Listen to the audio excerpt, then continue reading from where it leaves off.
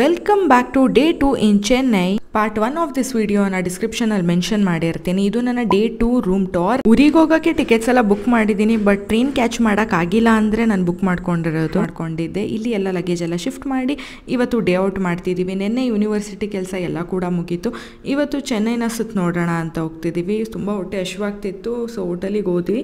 ಅಲ್ಲಿ ಹೋಟೆಲ್ನಲ್ಲಿ ಆರ್ಡರ್ನೆಲ್ಲ ಕೊಟ್ಬಿಟ್ಟು ಈಗ ವೆಯ್ಟ್ ಮಾಡಿಕೊಂಡು ಅವರ ಸ್ಪೆಷಾಲಿಟಿ ಏನೇನು ಮಾಡ್ತಾರೆ ಹೋಟೆಲ್ ಚೆಕ್ಔಟ್ ಮಾಡ್ತಿದ್ವಿ.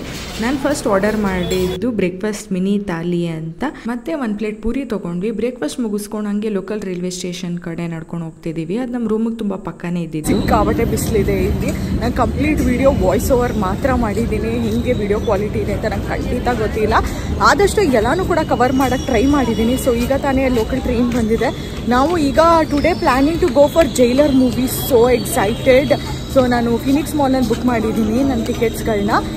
ಇದು local railway station ticket counter. So per ಹೆಡ್ಗೆ 5 ರೂಪೀಸ್ ಅಷ್ಟೇ. ನಮ್ಮ ಮಮ್ಮಿಗಂತೂ ಲೋಕಲ್ ರೈಲ್ವೆ ಸ್ಟೇಷನ್ ಸಖತ್ ಇಷ್ಟ. ಲೋಕಲ್ ಟ್ರೈನಲ್ಲಿ ಹೋಗ್ತಿದ್ದೀವಿ ಫಿನಿಕ್ಸ್ ಮಾಲ್ಗೆ. ಸೊ ನಾನು ಮಮ್ಮಿ ಅಕ್ಕ ಹೋಗ್ತಿದ್ದೀವಿ.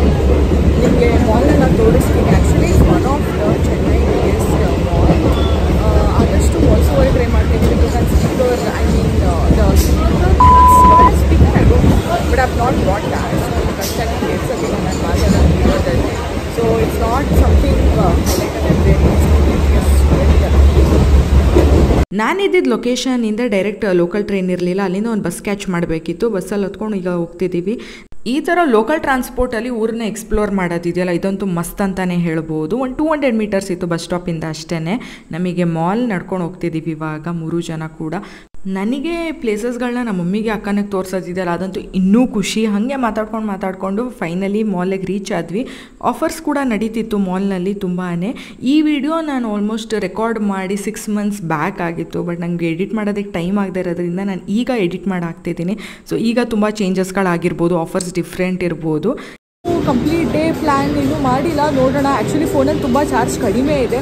ಎಷ್ಟು ವೀಡಿಯೋ ಆಗುತ್ತೋ ಅಷ್ಟು ವೀಡಿಯೋ ನಾನು ಮಾಡ್ತೀನಿ. ನೋಡೋಣ ಎಷ್ಟಾಗುತ್ತೆ. ಇಲ್ಲಿ ರೆಸ್ಟ್ ರೂಮ್ಗಳಂತೂ ಒಂದು ಸುರಂಗ ಮಾರ್ಗ ಥರನೇ ಇತ್ತು. ಒಬ್ರಿಗೆ ಹೋಗೋಕ್ಕಂತೂ ಸಖತ್ ಭಯ ಆಗುತ್ತೆ ಇಲ್ಲಿ. ಹಾಗೇ ಮಾಲ್ನೆಲ್ಲ ಸುತ್ತಾಡಿಕೊಂಡು ಮೂವಿಗೆ ಸ್ವಲ್ಪ ಟೈಮ್ ಆಯಿತು ಅಂತ ನಾನು ಇವಾಗ ಅಯೋನಾಕ್ಸ್ ಒಳಗಡೆಗೆ ಹೋಗ್ತಿದ್ವಿ. ನನಗೆ ಈ ಪ್ಲೇಸ್ ನೋಡಿದ ತಕ್ಷಣ ನಿಜ ಮೂವಿ ಥಿಯೇಟರಾ ಅಂತ ಒಂದು ಸೆಕೆಂಡ್ ಅನ್ನಿಸ್ಬಿಡ್ತು. ಒಳಗಡೆ ಹೋದ ತಕ್ಷಣ ಇಂಟೀರಿಯರ್ಸ್ ಅಂತೂ ತುಂಬ ಯೂನಿಕ್ ಅನ್ನಿಸ್ತು. ಫೋಟೋಸ್ ಕ್ಲಿಕ್ ಮಾಡ್ಕೊಳ್ಳೋಕ್ಕಂತೂ ತುಂಬ ಚೆನ್ನಾಗಿರುತ್ತೆ ಇಲ್ಲಿ. ಇನ್ನೇನು ಒಳಗಡೆ ಹೋಗ್ಬೇಕಷ್ಟೇ ನಮ್ಮಮ್ಮ ನಂಗೆ ಸಖತ್ ಹೊಟ್ಟೆ ಹಸಿತಿದೆ ಅಂದರು. ನಾನು ಕರ್ಕೊಂಡು ಬರ್ಗರ್ ಕಿಂಗಿಗೆ ಹೋದೆ. ಅಲ್ಲಿ ಸ್ವಲ್ಪ ಸ್ನ್ಯಾಕ್ಸ್ನ ಲೈಟಾಗಿ ತಿನ್ಕೊಂಡು ಹಾಗೆ ಮೂವಿ ಥಿಯೇಟರ್ ಒಳಗಡೆ ಹೋದ್ವಿ ನಾವು. ತುಂಬ ಸ್ನ್ಯಾಕ್ಸ್ ಕಾರ್ನರ್ಸಲ್ಲಿ ನಿಮಗೆ ಆಪ್ಷನ್ಸ್ಗಳೆಲ್ಲ ತುಂಬ ಚೆನ್ನಾಗಿತ್ತು. ಒಳ್ಳೆ ಎಕ್ಸ್ಪೆಕ್ಟೇಷನ್ ಇಟ್ಕೊಂಡು ಮೂವಿ ಥಿಯೇಟರ್ ಒಳಗಡೆ ಹೋದ್ವಿ ನಾವು ಸ್ಕ್ರೀನಿಗೆ.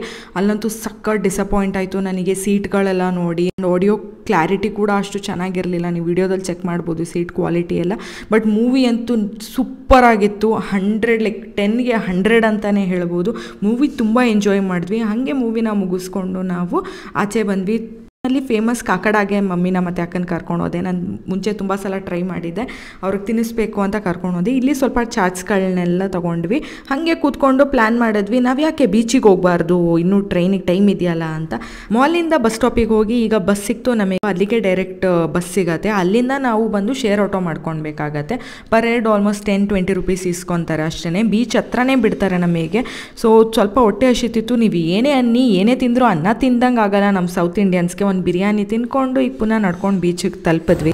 ವಾಕ್ ಮಾಡಿ ಫೈನಲಿ ಆಸಮ್ ಬೀಚಿಗೆ ಬಂದಿದ್ದೀವಿ.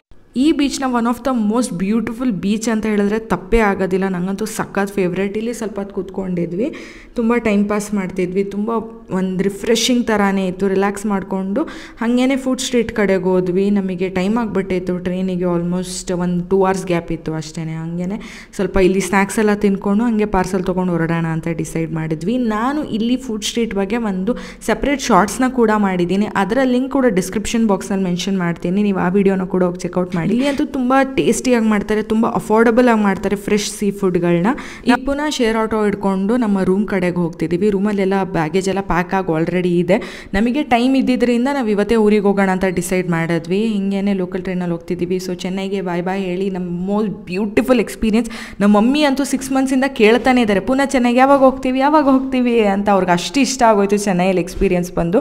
ನಾವೀಗ ಕಾವೇರಿ ಎಕ್ಸ್ಪ್ರೆಸ್ನಲ್ಲಿದ್ದೀವಿ. ಫೈನಲಿ ಮೈಸೂರು ತಲುಪಿದ್ವಿ. ನಮ್ಮ ಇದು ಇದು ಬಂದು ನನ್ನ ಕಂಪ್ಲೀಟ್ ಚೆನ್ನೈ ಜರ್ನಿ. ಇದೇ ಥರ ಮತ್ತಿಷ್ಟು ವೀಡಿಯೋನ ನೋಡೋಕ್ಕೆ ನನ್ನ ಚಾನಲ್ಗೆ ಸಬ್ಸ್ಕ್ರೈಬ್ ಮಾಡಿ, ನನಗೆ ಸಪೋರ್ಟ್ ಮಾಡಿ.